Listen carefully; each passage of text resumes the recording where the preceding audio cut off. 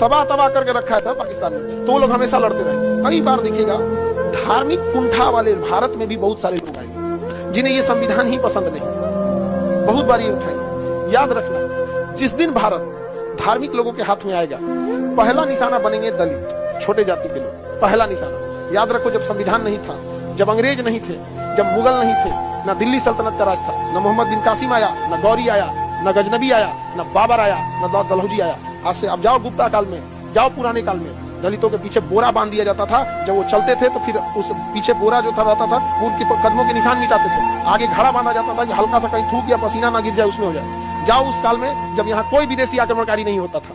याद करो, वहां पे दलित महिलाओं को त्रावणकोर में स्तन ढकने की इजाजत नहीं थी, और नीचता की हद थी।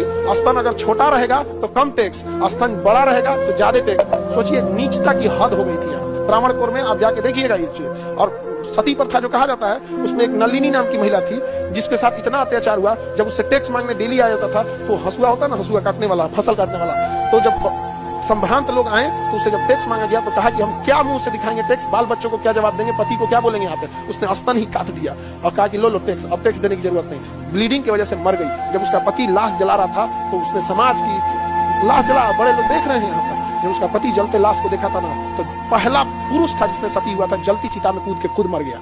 तो याद रखना, गलत इंसान जो है ना, वो हमेशा गलत रहेगा।